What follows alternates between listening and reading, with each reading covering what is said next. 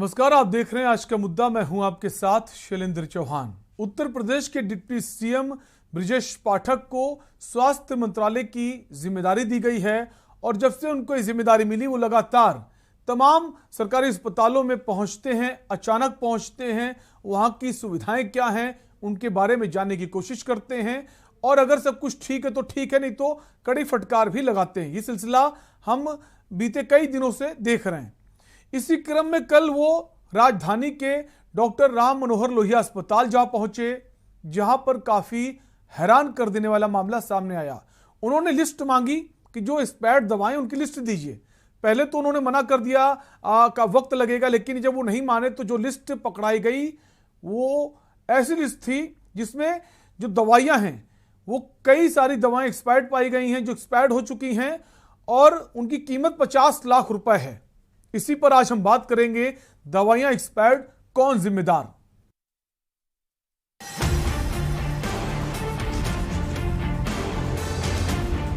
वो bill dispatch, ये आप जिम्मेदारी करें।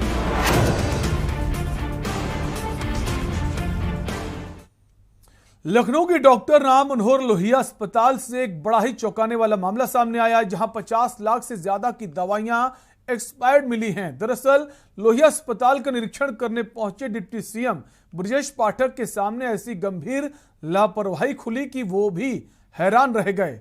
निरीक्षण में उन्हें पता चला कि 5 साल में संस्थान के स्टोर में पड़े 50 लाख रुपए से ज्यादा कीमत की दवाएं एक्सपायर्ड हो चुकी हैं और इन्हें ना मरीजों को दिया गया, न समय रहते कंपनी को लौटाया गया। जबकि अगर दवाइयां यूज में नहीं होती तो उसको आपको कंपनी को वापस करना होता है।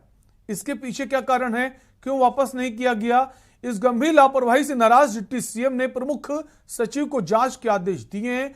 माना जा रहा है इससे कई जिम्मेदारों पर गाज गिर सकती है, लेकिन सवाल इस बात का है कि आखिर ऐसी लापरवाही की क्यों गई जो मरीजों की जान पर भारी पड़ जाए। इसी पर आज हम बात करेंगे। उससे पहले इस मामले पर लोगों की प्रतिक्रियाएं भी आई हैं, आपको वो भी सुना देते हैं। आज लखनऊ के लोहिया संस्थान में हम गए थे, जहाँ पर दवाइयों का स्टोर है।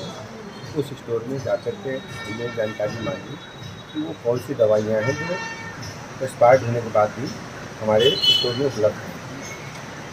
करीब 2,40,668 दवाइयों की सूची मुझे मिली जो एक्सपायर्ड हो गई हैं और कंपनियों को ना वापस करके वो हमारे स्टोर में आज भी उपलब्ध है। इसके लिए एक जांच समिति का गठन किया गया है। सचिव चिकित्सा शिक्षा की दर्शी भी इसके अध्यक्ष बनाए गए हैं और जो इसकी जांच करके रिपोर्ट देंगे और जो भी दोषी होगा उसके खिलाफ हम कड़ी कार्रवाई करेंगे। राष्ट्रीय अध्यक्ष अखिलेश यादव जी ने हमेशा ही अपने बयान में कहा है कि भारतीय जनता पार्टी के किसी भी दावों में दम नहीं है। वो नारा चाहे भ्रष्टाचार मुक्त भारत का हो, प्रदेश का हो, या बेटी बचाओ बेटी पढ़ाओ आंदोलन का हो। जैसा कि आपने देखा कि इनके उप मुख्यमंत्री माननीय ब्रजेश सिंह जी ने जो औचक निरीक्षण करा, जिसमें तमाम दवाइयाँ पाई गई, ये कालाबाजारी का सबूत है। जिस तरह से भ्रष्टाचार और जिस तरह से कालाबाजारी का काम भारतीय जनता पार्टी में चल रहा है, उनके उप मुख्यमंत्री ने उसको उजागर करने का काम किया। और हालांकि ये वही उप मुख्यमंत्री हैं जब पिछली सरकार में इन्होंने कई बार कोविड के टाइम पर सवालिया निशान उठाए थे अपनी ही सरकार के ऊपर, और उन्होंने कई बार पत्र लिखा था कि कोविड-19 के नियमों की धज्जियां उड़ रही हैं और उनको सही से ट्रीटमेंट कोविड-19 के मरीजों को नहीं दिया जा रहा है। लिहाजा ये एक जांच का विषय है, उसमें जांच होना चाहिए और जो भी इसके पीछे दोषी है उनके खिलाफ सख्त कार्रवाई करना चाहिए। धन्यवाद। 5 सालों में भाजपा ने किस तरह से स्वास्थ्य विभाग को चलाया है, ये उसको उजागर कर रही है। और बाकी के जो मंत्री हैं जिन्हें सरकार ने 100 दिन का टारगेट दिया, अगर वो ईमानदारी से काम करेंगे तो बाकी मंत्रालयों का भी बड़ा बुरा हाल है। आज जिस तरह से मंत्रालयों में आपने सड़कों का हाल देखा ही, बेरोजगारी एकदम चरम पे है क्योंकि कहीं कोई काम नहीं हो रहा है किसी विभाग में। ये अन्य मंत्रियों को भी उनसे सबक लेकर काम करना चाहिए, जिससे कि थोड़ा बहुत सुधार हो और जनता को राहत मिले। महंगाई बेरोजगारी चरम पर है इस समय और सरकार ने सही ढंग से काम नहीं किया तो जनता हर तरह से त्राही त्राही कर रही। शिक्षा, स्वास्थ्य, जनता का जो मूलभूत अधिकार है उसमें होने वाले भ्रष्टाचार है, ये चरम पर है और इसे देखना सरकार की जिम्मेदारी है। तो बड़ा हैरान करने वाला मामला है कि जो दवाइयां एक्सपायर्ड हो चुकी उसको आपने रखा क्यों है, उसको वापस क्यों नहीं किया, या फिर अगर वापस नहीं हो सकती थी किसी कारण से उसको डिस्ट्रॉय कर देते। दोनों ही चीजें नहीं की गई।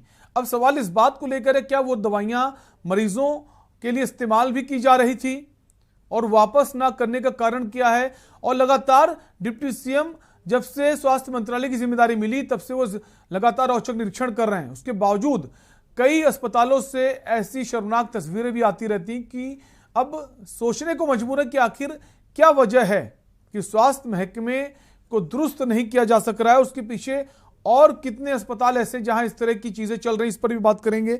कई सारे खास मेहमान हमारे साथ जुड़ गए हैं। सबसे पहले आपका उनसे परिचय करा देते हैं। हमारे साथ चंद्रमोहन चौबे हैं, बीजेपी नेता हैं। चंद्रमोहन जी, स्वागत है आपका। डॉक्टर अरविंद गुप्ता हैं, समाजवादी पार्टी के प्रवक्ता हैं। डॉक्टर अरविंद, आपका भी स्वागत है। इसके अलावा डीपी सिंह, प्रवक्ता कांग्रेस, भी हमारे साथ जुड़ गए हैं। डीपी सिंह जी, आपका भी स्वागत है। प्रभात त्रिपाठी हमारे से जुड़ गए, वरिष्ठ पत्रकार हैं। प्रभात जी, बहुत बहुत स्वागत है आपका। साथ ही साथ डॉक्टर गौरव अग्रवाल हमारे साथ जुड़ गए हैं, सीएमएस हैं लखनऊ पीजीआई से। डॉक्टर गौरव अग्रवाल जी, आपका भी चर्चा में स्वागत है। शुरुआत चंद्रमोहन जी आप ही से करेंगे। लगातार औचक निरीक्षण तो कर रहे हैं डिप्टी सीएम ब्रजेश पाठक, उसके बावजूद अभी केजीएमयू की बात करें, केजीएमयू में उन्होंने निरीक्षण किया, उसके 2 दिन बाद ऐसी स्थिति देखने को मिली।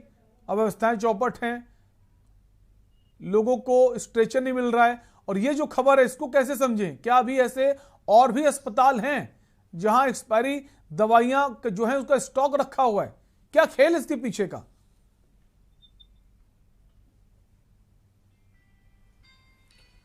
नहीं, देखिए शैलेंद्र जी, आपने स्पष्ट रूप से आपने देखा कि जब से माननीय योगी आदित्यनाथ जी की सरकार उत्तर प्रदेश में बनी है तब से जो है लगातार जीरो टॉलरेंस की नीति पर काम किया जा रहा है और उसी पर आगे बढ़ा जा रहा है। उसी क्रम में हमारी सरकार जो है कुछ दबाने में, छिपाने में, अटकाने में, लटकाने में विश्वास नहीं रखती है। ये नहीं कि कोई अगर कमियां हैं तो उसको छिपा दिया जाए, नहीं, उसको दूर करना स्पष्ट नीति है कि उसको दूर करना है। और जो लोग भी इसमें दोषी पाए जाएंगे उनके ऊपर सख्त से सख्त कार्रवाई होगी।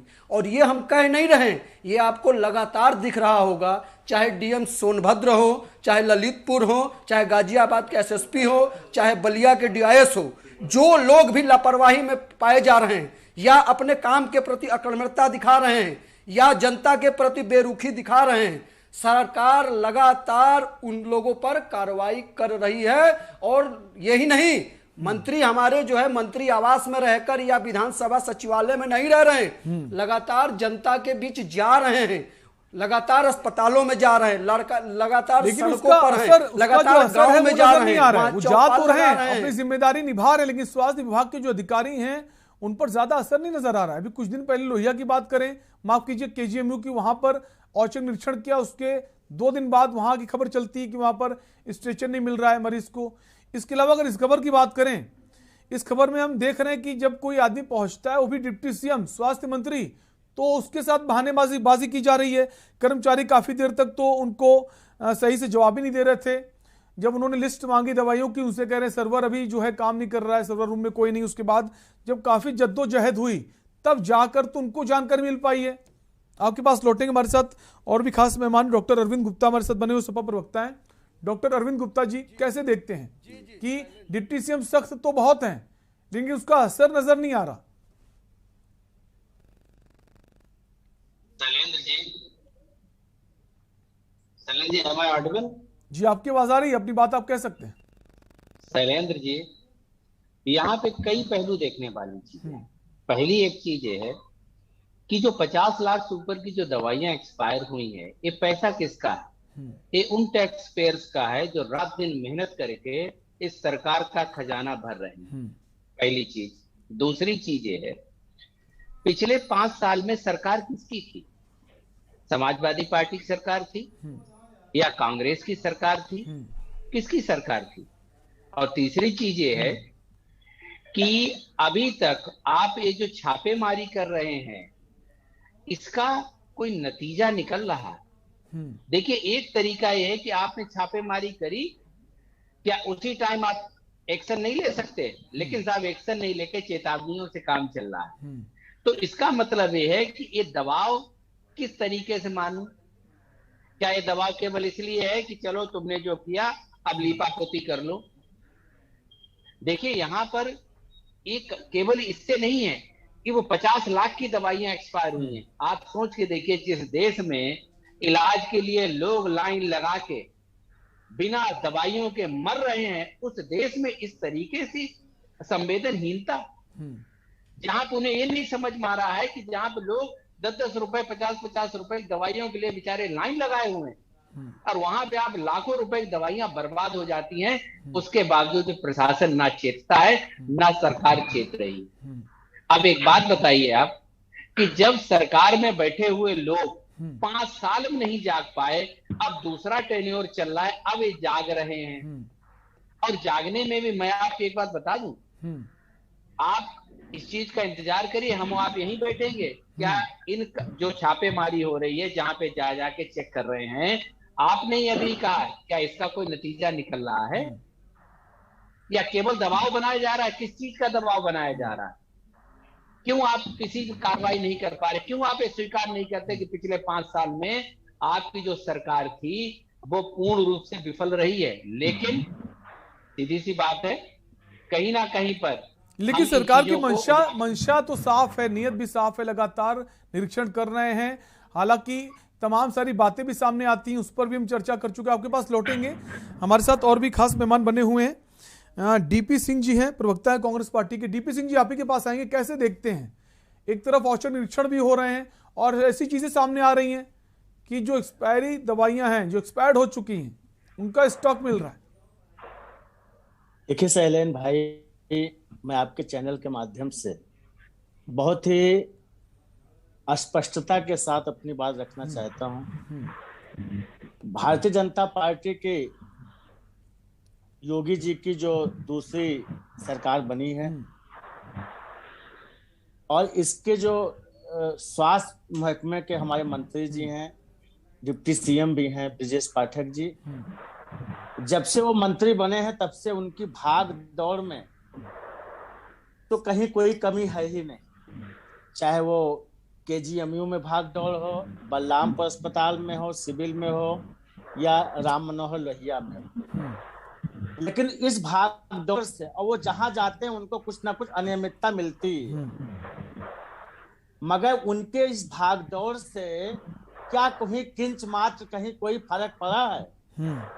स्वास्थ्य महकमे में जिस तरीके से लूट और भ्रष्टाचार का बोलबाला है, ये केवल दवाइयां ही शैलेन जी एक्सपायर नहीं हुई हैं, न जाने कितनी महंगी से महंगी जांच की मशीनें, चाहे वो सिटी स्कैन की मशीनें हो, चाहे वो जांच की जो है पैथोलॉजिकल जो है टेस्ट की मशीनें हो,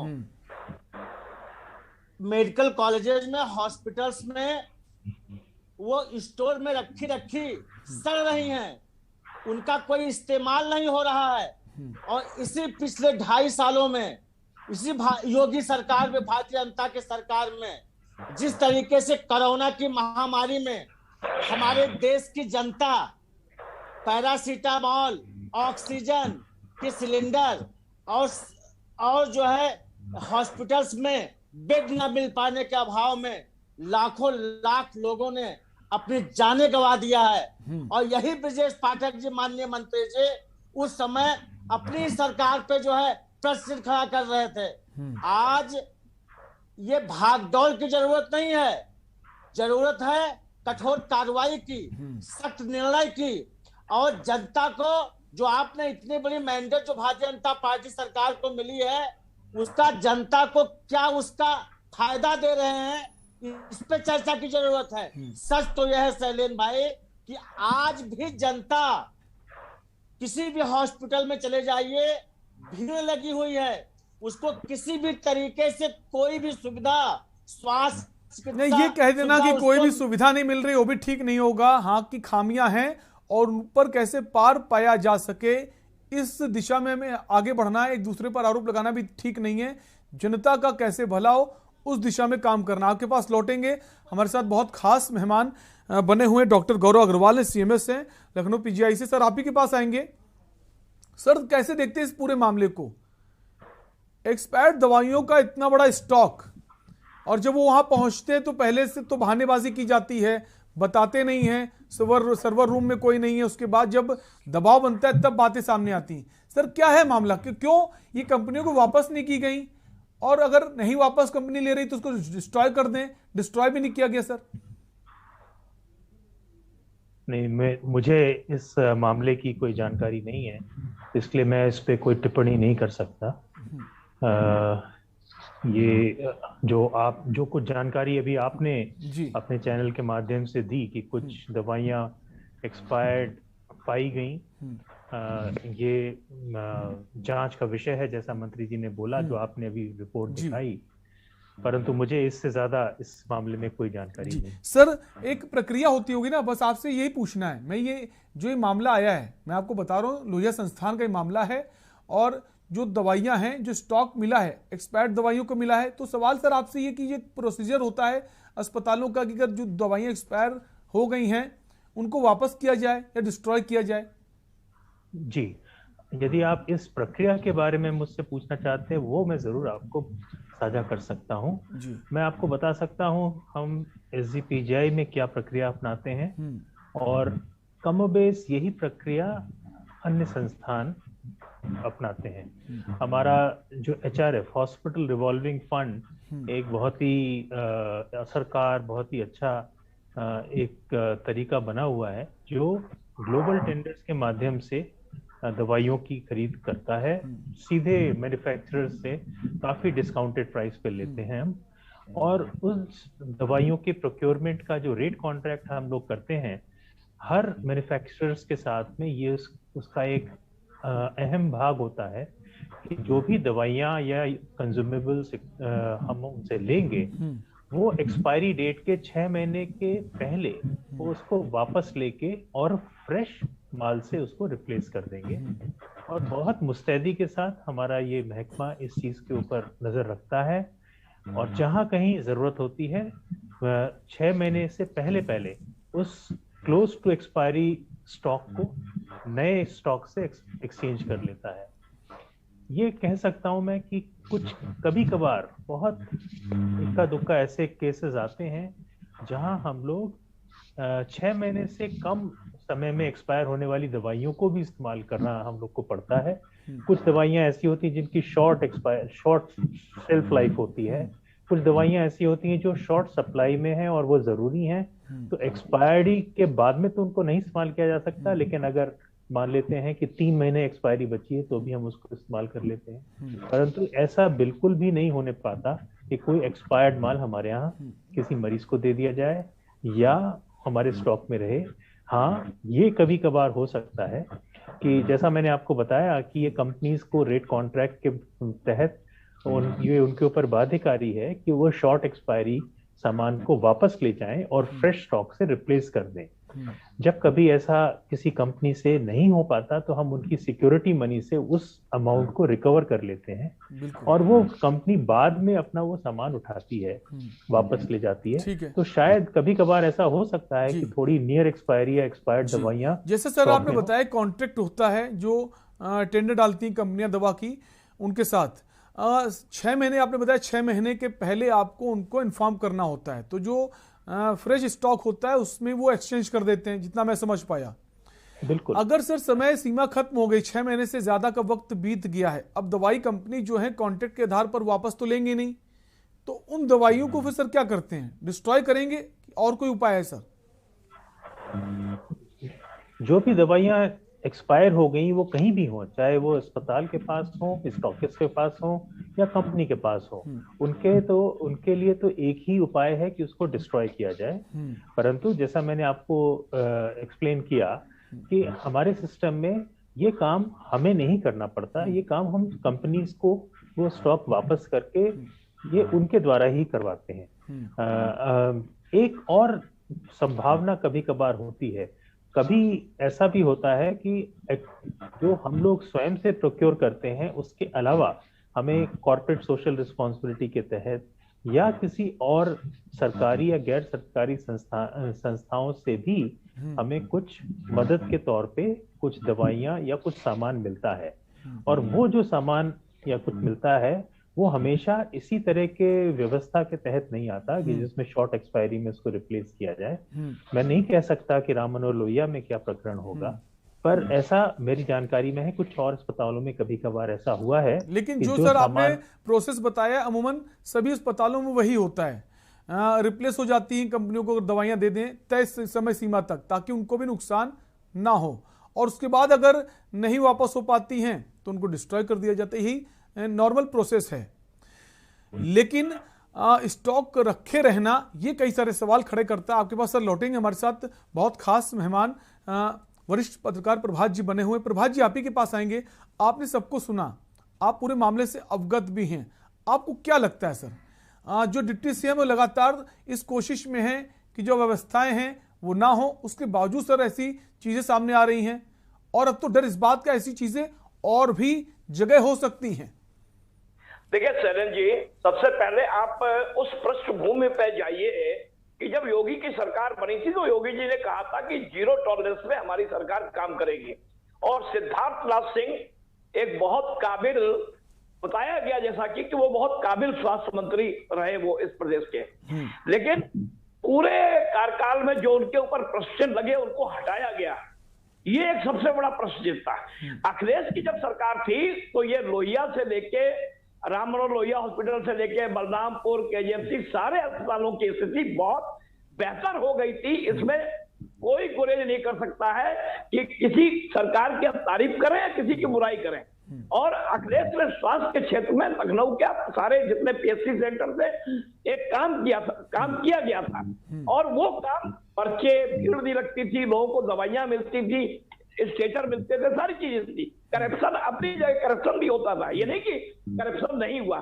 लेकिन सवाल इस बात का उठता है कि आज ब्रजेश पाठक को जिस तरीके से अपने काफले को पीछे खड़ा करके, ब्रजेश पाठक निहायत एक बहुत ही मेहनती एक डिप्टी सीएम है, और आपको बता दूं कोविड के कार्यकाल में उन्होंने खुद अपने घर से उन्होंने लाभार्थियों को बाकायदा राशन पानी से लेकर सारी चीजें, कोविड कार्यकाल में लोग घरों के अंदर रहते थे और ब्रजेश पाठक इस काम में लगे रहते थे। निश्चित तौर पर ब्रजेश पाठक को डिप्टी सीएम होने के बाद भी एक स्वास्थ्य मंत्रालय का बड़ा महकमा मिला है। आज सवाल इस बात का उठता है कि राम मनोहर लोहिया हॉस्पिटल में 50 लाख की दवा बर्बाद क्यों हो गई, एक्सपायर क्यों हो गई। मैं ये कहना चाहता हूं कि कहीं ना कहीं लापरवाही वहां के सीएमएस और वहां के जितने भी अधिकारी हैं, आप फ्री में लोगों को दवाइयां नहीं बांट पा रहे हैं। अरे भाई दवाई आती है, लोगों को, आम लोगों को दवाई उपलब्ध नहीं करा पा रहे हैं, आप सप्लाई नहीं कर पा, आपके पास स्टोर में दवाइयां हैं। मैं गया हूं वहां पर लोहिया अस्पताल में, मैंने वहां देखा है कि लोग दवाइयों के लिए तरस रहे हैं, लोग दवाइयों के लिए भटक रहे हैं और उनको दवाइयां नहीं मिल रही हैं। कहीं व्हील चेयर टूटे हुए हैं, कहीं स्ट्रेचर टूटी हुई है, कहीं मशीन, जितने भी अल्ट्रासाउंड करने वाली मशीनें, बड़ी बड़ी चीजें खराब पड़ी हैं सर। अरे भाई कहाँ आपका ये पूरा स्वास्थ्य महकमा 5 साल से चला गया था, कौन जिम्मेदार है। सवाल इस बात का, जैसे अभी पीजीआई के हमारे सीएमएस गौरव अग्रवाल जी कह रहे हैं कि मुझे नहीं मालूम, उन्होंने बड़े साहब कोई ढंग से बिल्कुल उन सब चीजों को नहीं प्रभात जी, उनका कहना है कि जो पीजीआई के बारे में जो प्रोसेस है वो तो उनको बेहतर से पता है, उन्होंने वो बताया, लेकिन उनको नहीं पता उस मामले में कौन जिम्मेदार है। वो हालांकि जांच का विषय है और कोई भी उसमें इंटरप्ट करना नहीं चाहेगा। उन्होंने टेक्निकल पॉइंट बताया, और उन्होंने टेक्निकल पॉइंट कैसे दवा आती है, किस तरीके से लोग दवा एक्सचेंज होता है, कितना टाइम कार्यकाल, वो सब चीजें हैं। मैं ये कहना चाहता हूं आपके इस चैनल में और इस डिबेट के माध्यम से कि प्रदेश की 25 करोड़ जनता को अगर हम स्वास्थ्य और दवाइयां उपलब्ध नहीं कर पा रहे हैं तो हम अपनी वाहवाही और राम राज्य की कल्पना कैसे करेंगे। कई सारे सवाल खड़े होते हैं कि जहां लोगों को दवाइयां नहीं मिल रही, वहां पर जो दवाइयां हैं वो खराब हो जा रही, एक्सपायर्ड हो जा रही है, वो भी लाखों में, 50 लाख रुपए से ज्यादा की दवाइयों की कीमत बताई जा रही है। और ये स्थिति लोहिया अस्पताल के अलावा और कहां कहां है, उस पर भी अब सवाल उठने लगे। ब्रेक का वक्त है, आप सभी मेहमान बने रहिए, जल्द लौटेंगे।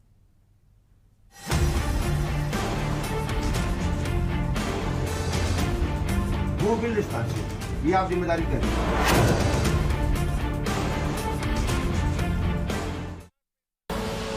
आप देख रहे हैं के न्यूज, खबरों का सारथी। देखें कौन नया खिलाड़ी आया है। समझा देते हैं। प्यार से समझाएंगे, धीरे धीरे से। वो भी अपनी सुबह में।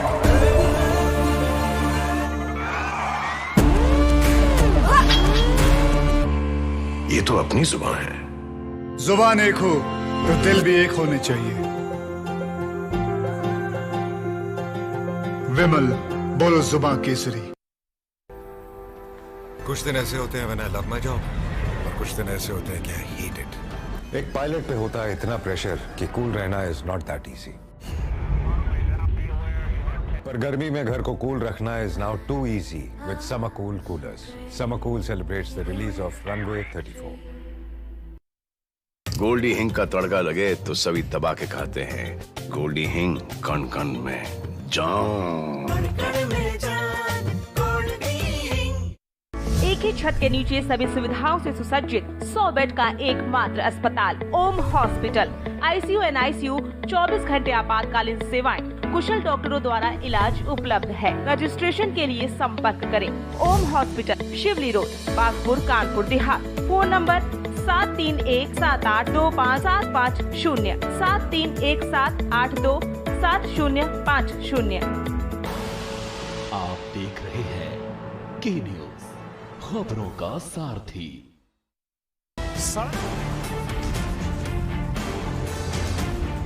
वो बिल स्थान से ये आप जिम्मेदारी करें।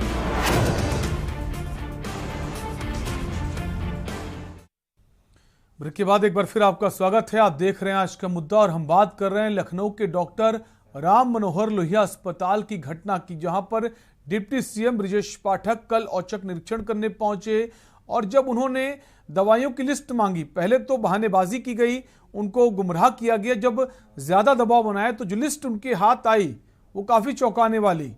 50 लाख रुपए से ज्यादा की दवाइयां जो थी स्टॉक में एक्सपायर्ड पाई गई हैं।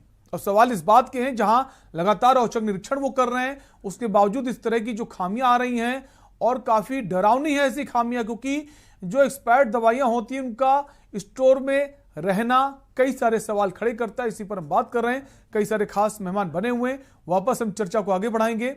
हमारे साथ बीजेपी के चंद्रमोहन चौबे बने हुए हैं। चंद्रमोहन जी, आप ही के पास आएंगे। ये जो वाकया है ये महज कोई छोटी मोटी घटना तो नहीं है, मैं तो नहीं मानूंगा। जो एक्सपायर्ड दवाइयां अगर उसको स्टॉक किया हुआ है, गलती से सही अगर वो दवाइयां मरीजों तक पहुंच गई तो उसके बाद क्या होगा? चंद्रमोहन जी, ये माने कि लोगों की जान के साथ खिलवाड़ किया जा रहा है और सवाल इस बात को लेकर उठ रहे हैं कि वो पिछली जो सरकार थी 5 साल की, वो आप ही की थी। नहीं शैलेंद्र जी, आप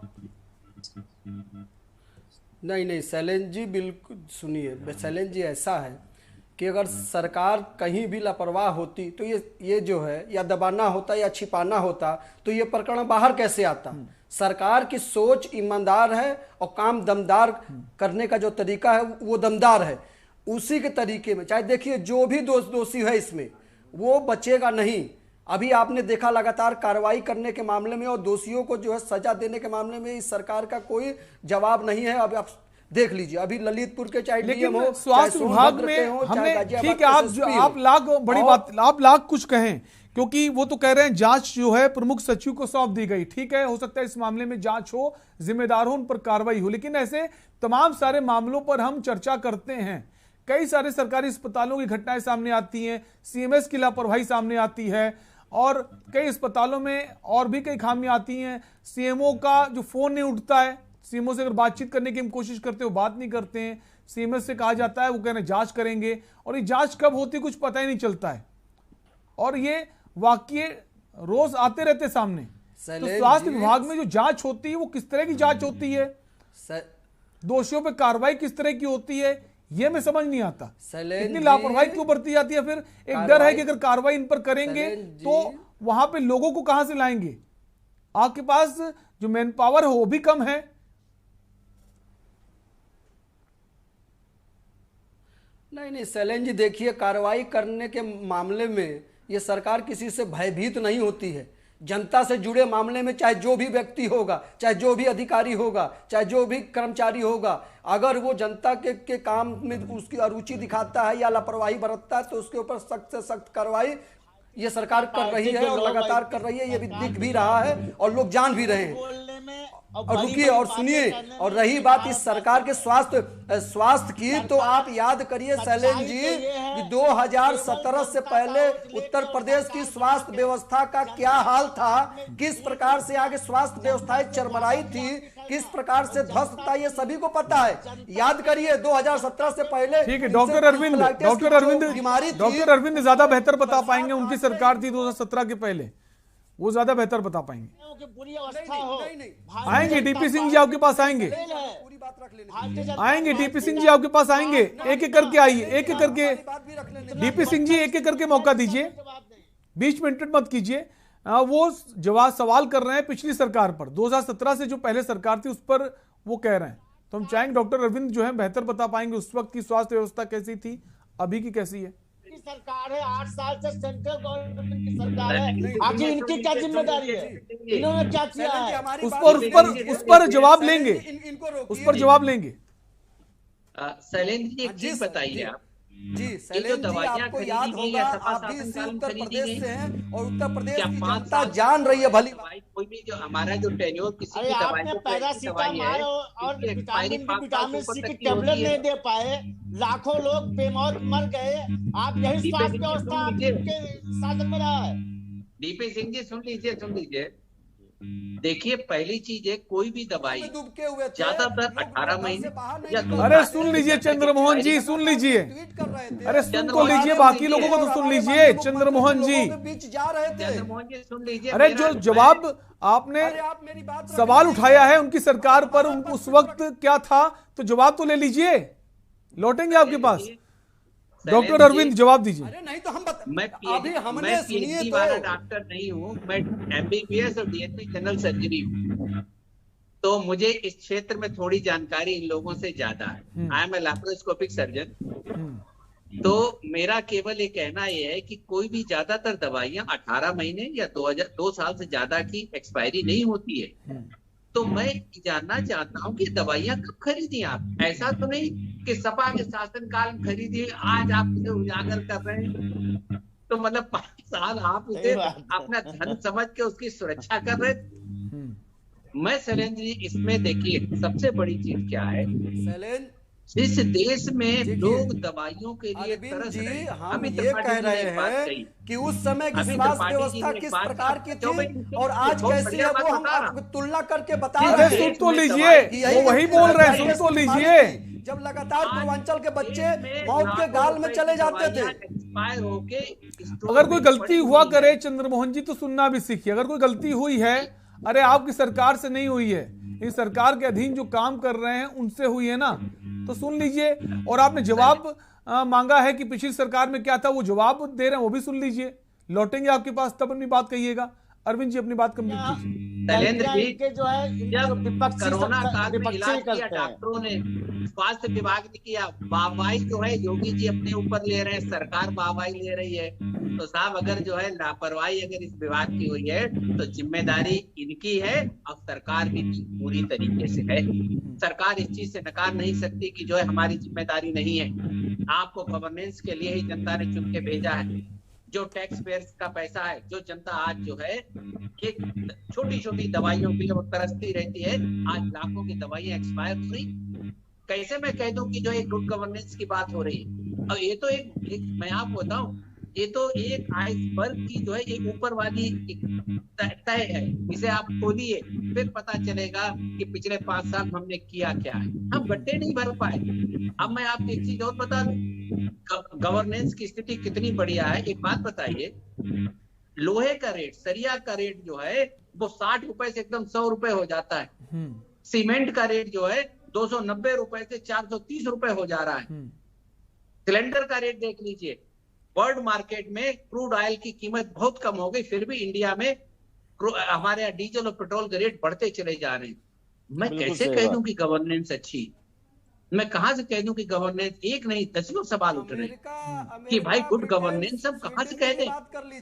लेकिन जनता ने आपको मैंडेट दिया है, मैं इसके लिए बिल्कुल आपको कहूंगा कि आपको राजधर्म का पालन करना चाहिए। एक बाहर निकल के आज आपको याद आया कि आपके मंत्री बाहर घूमेंगे, 5 साल पहले क्यों नहीं आपने मंत्रियों को बाहर घुमाया? क्यों 5 साल तक एसी की हवा में बैठे रहे? आप उस समय उत्तर प्रदेश में नहीं थे डॉक्टर साहब। लगातार हमारे मंत्री 5 साल से लगातार लोगों के बीच में जाते हैं, लगातार जन चौपाल करते हैं, लगातार गांव में जाके प्रवास करते हैं। देखिए प्रवास कैसे करते हैं, मैं आपको बता दूं, वो गांव के संपन्न आदमी क्या जाते हैं, वहां पर भी एसी में ही रहते हैं। ये भी आप समझ लीजिए चौबे जी, हमने सब देखा। लेकिन इस बार प्रवास करने के नियम बना दिए गए। लगता है आपने माननीय मुख्यमंत्री जी को पड़ोसी और 5 स्टार होटल में नहीं रुकेंगे, नहीं देखा है। उसको लेकर सरकार ने नियम बनाए हैं। लौटेंगे आपके पास डीपी सिंह जी कुछ कहना चाहते हैं। डीपी सिंह जी। शैलेन भाई, भारतीय जनता पार्टी के प्रवक्ता चौबे जी बड़ी बड़ी बातें कर रहे हैं। ये यूपीए योगी सरकार के प्रथम उसमें ये बहुत ही अच्छा होता तो 4 मंत्री स्वास्थ्य विभाग के न बदले होते। और आज रही बात, अभी इनको 1 महीना 1.5 महीना हुआ है, इनको 6-7 महीना और देना चाहिए। सच तो यह है शैलेन भाई कि स्वास्थ्य विभाग में केवल गिनी चुनी दवाइयों का ही अकाल नहीं है। यहाँ पे पैरासीटामॉल, यदि बुखार में पैरासीटामॉल देने की बात है तो उसको एस्प्रिन दे रहे हैं।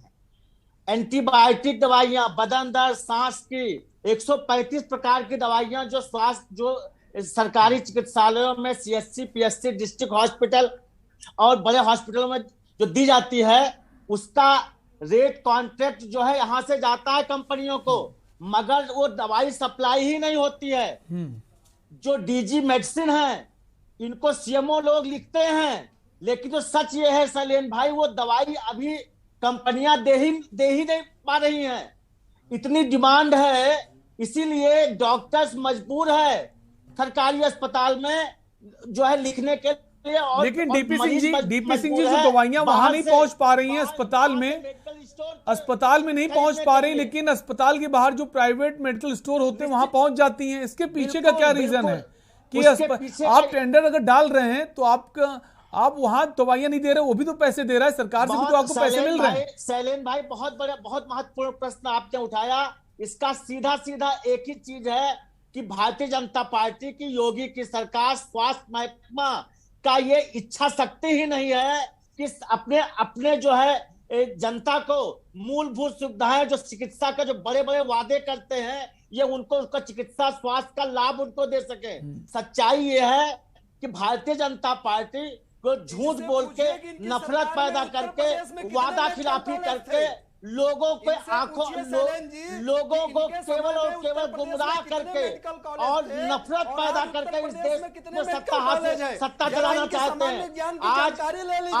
आज मुख्य मुद्दों से जनता का और देश की जनता, प्रदेश की जनता का ध्यान भटका करके केवल सांप्रदायिक उन्माद, केवल धार्मिक मुद्दों को ला करके, और मुख्य मुद्दे चाहे स्वास्थ्य के मुद्दे हो, चाहे चिकित्सा स्वास्थ्य के मुद्दे हो, चाहे महंगाई हो, चाहे बेरोजगारी हो, चाहे कितने मेडिकल कॉलेज थे आपके, तो ये बता नहीं पाए। शैलेन भाई, जो मेडिकल कॉलेज बड़ी जब हमने इनसे पूछा कि आपके समय में कितने मेडिकल कॉलेज थे, मैंने जो वर्तमान में कितने मेडिकल कॉलेज हैं, तो ये उत्तर नहीं दे पाए। आ गए अपने असली चेहरे को दूसरी नीति पे आ गए।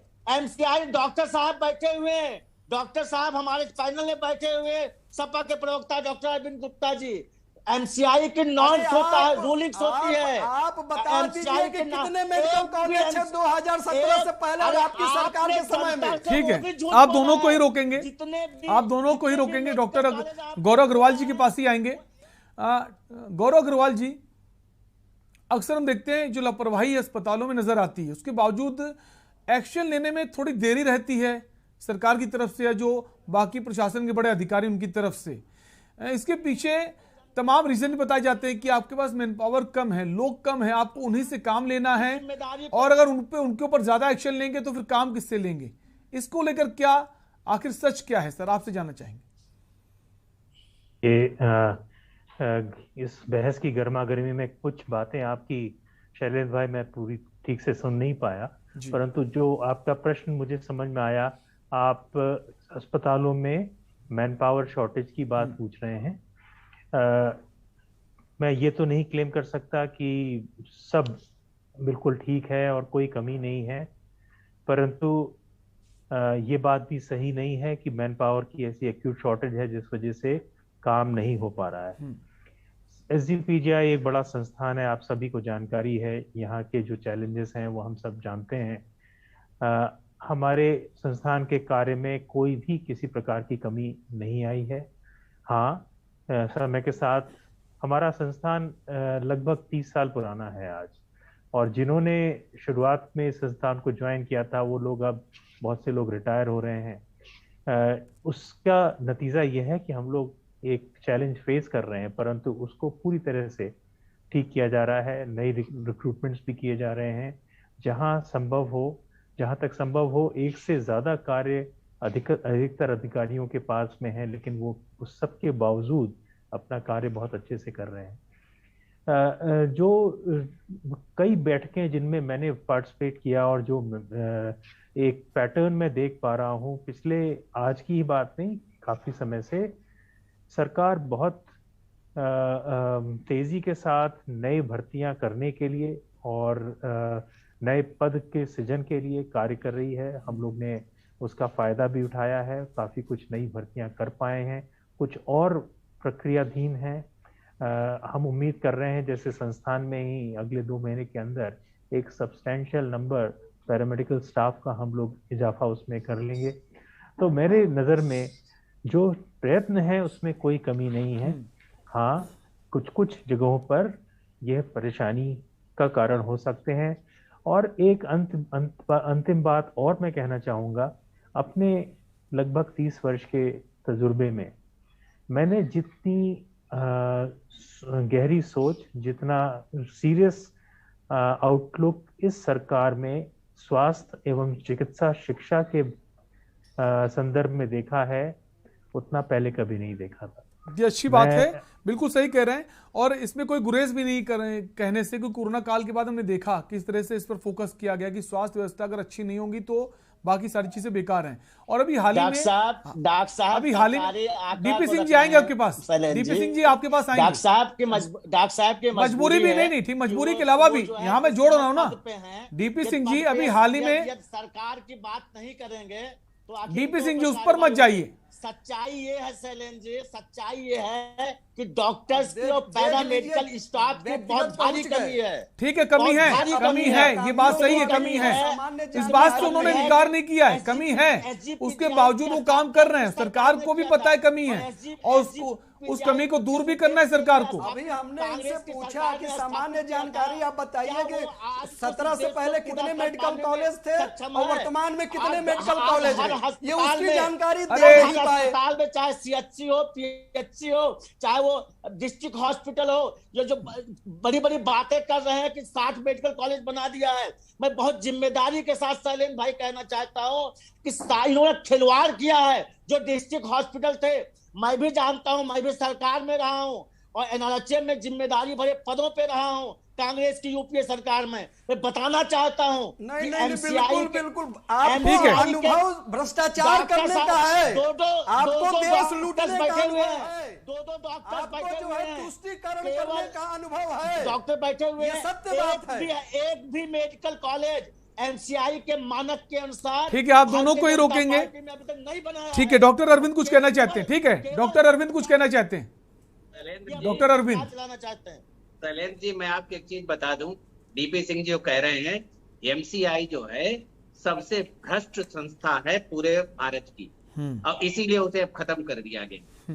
मैं आपको बताऊं, MCI का केवल एक मतलब था, जितने भी बिना मानकों के मेडिकल कॉलेज चल रहे हैं, प्राइवेट मेडिकल कॉलेज, वहां से अटैचियां लेना और उन्हें स्वीकृति देना और उनकी जो है वो जिसे कहना ऑथराइजेशन देना।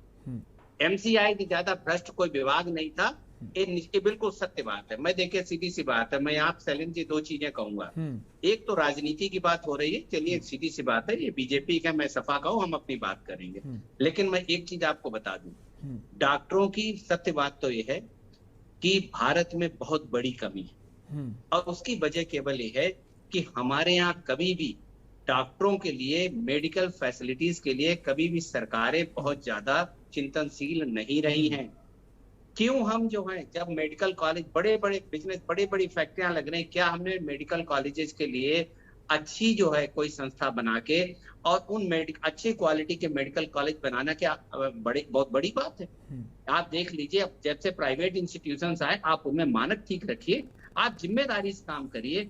और मैं आपको बताऊं, हमारे देश के डॉक्टर, अग्रवाल साहब बैठे हुए हैं, इमरजेंसी ड्यूटी लगती है, मोजे जो होते हैं ना, जब वो इमरजेंसी का डॉक्टर मोजे उतारता है तो मोजे कड़क हो जाते हैं और उससे बदबू ऐसी आती कि आदमी बेहोश हो जाए। 72 घंटे की ड्यूटी करते हैं डॉक्टर। बिल्कुल, और ये आज से नहीं, काफी सालों से है, और इस दिशा में काम करना चाहिए, चाहे केंद्र सरकार हो, राज्य सरकार हो, किसी की सरकार हो, जनता को फायदा पहुंचे उस दिशा में काम करना चाहिए। और अगर सरकार कर रही तो उसका स्वागत भी करना चाहिए। आपके पास लौटेंगे डॉक्टर गौरव अग्रवाल जी, आप ही के पास आएंगे। अभी सरकार ने एक फैसला और भी लिया है कि अक्सर देखा जाता है जो सरकारी अस्पताल हैं वहां पर जो दवाइयां मौजूद होती हैं, लेकिन डॉक्टर कोई और दवाइयां लिखते हैं, वो दवाइयां वहां मिलती नहीं है, उसको बाहर जाना पड़ता है। सरकार ने इस बात को लेकर भी संज्ञान लिया और कहा है कि आगे से ऐसी दवाइयां अवेलेबल रहें अस्पतालों में, ताकि जो डॉक्टर दवाई लिख रहा है वो उसके लिए तीमारदार को बाहर ना जाना पड़े। डॉक्टर गौरव अग्रवाल जी, कैसे देखते हैं इस सरकार के फैसले को, और क्या उम्मीद कर पाएंगे कि ऐसा होगा? क्योंकि बहुत मुश्किल है कि मरीज को वही दवा मिल जाए जो डॉक्टर लिख रहे हैं, अंदर ही मिल जाए, बाहर ना जाना पड़े, क्योंकि बाहर जो दुकानें चला रहे हैं इनका एक बड़ा सिंडिकेट है।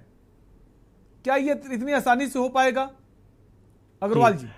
जी, ये पहल बहुत अच्छी है। सरकार ने, ये कोई पहली बार नहीं, ये एक रिमाइंडर बार बार समस्त चिकित्सा अधिकारी को दिया जाता है कि ऐसी ही दवाइयों को प्रिस्क्राइब किया जाए जो कि स्टॉक में हो, जो आपके इन्वेंट्री में हो।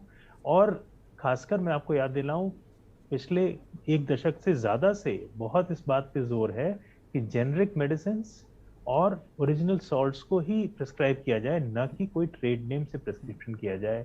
और मैं देख रहा हूँ, मैं स्वयं सिर्फ अपने संस्थान तक ही सीमित नहीं रखूंगा इस बात को, मैं और भी डॉक्टर से और चिकित्सा संस्थानों से, कॉलेजेस से इंटरेक्शन मेरा होता है। मैं देख रहा हूँ इसमें हर साल बहुत बढ़ोतरी हो रही है। ज़्यादा से ज़्यादा डॉक्टर्स जेनरिक मेडिसिन का ही इस्तेमाल कर रहे हैं, इसका प्रिस्क्रिप्शन कर रहे हैं, और समस्त छोटे बड़े अस्पतालों में पहले के मुकाबले कहीं ज़्यादा तादाद में जेनरिक मेडिसिन सस्ते दामों पर अच्छी क्वालिटी की मिल रही हैं। लेकिन ये कहना थोड़ा गलत होगा कि ये काम पूरा हो चुका, अभी इसमें और बहुत काम बाकी है, बहुत काम करने की जरूरत है। अभी भी बहुत सारे ऐसे अस्पताल हैं जो डॉक्टर दवाएं लिखते हैं और सामने मेडिकल स्टोर की कतार लगी है। सरकारी अस्पतालों के बाहर आप देख सकते हैं लाइन से मेडिकल स्टोर बने हुए हैं और दिन भर भीड़ लगी रहती है। अगर ऐसा हो रहा होता तो भीड़ क्यों लगती?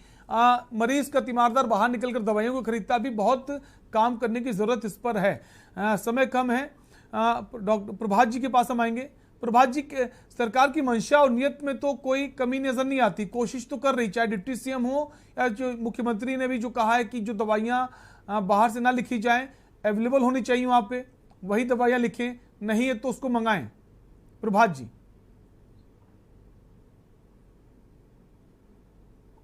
प्रभात जी आपकी आवाज नहीं आ रही, हम चाहेंगे आप अपने फोन को अनम्यूट कर दें।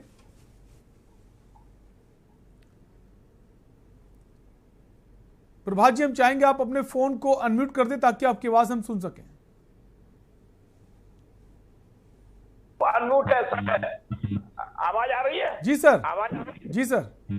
मैं ये कह रहा हूं कि मुझे मौका दिया करें आप, ऐसा नहीं कि आप हर डिबेट में मुझे बैठा देते हैं। नहीं सर, आप ही को मौका दिया। मैं शुरू में भी आपके पास आता हूं सर, आखिर में भी आता हूं। सबसे ज्यादा मौका मैं चाहता हूं आप ही को दें, क्योंकि आपकी जो राय है वो निष्पक्ष है, वो वाद विवाद से परे है। आप प्रवक्ता नहीं सर, इसलिए आपके पास आता हूं ताकि आप सबको सुन लें, विश्लेषण कर लें, उसके बाद आप अपनी बात कहें सर, और पूरा मौका आपको दे रहा हूं सर। जी, जिस देश में और जिस प्रदेश में स्वास्थ्य जैसी चीजों में 50 लाख की दवाइयों का मामला आपने आज डिबेट में लेके बैठे हैं। ऐसे कई अस्पतालों के जहां करोड़ों रुपए की दवाई एक्सपायरी पड़ी होगी। बिल्कुल सही बात है, बिल्कुल सही बात है। छापा है लोहिया का।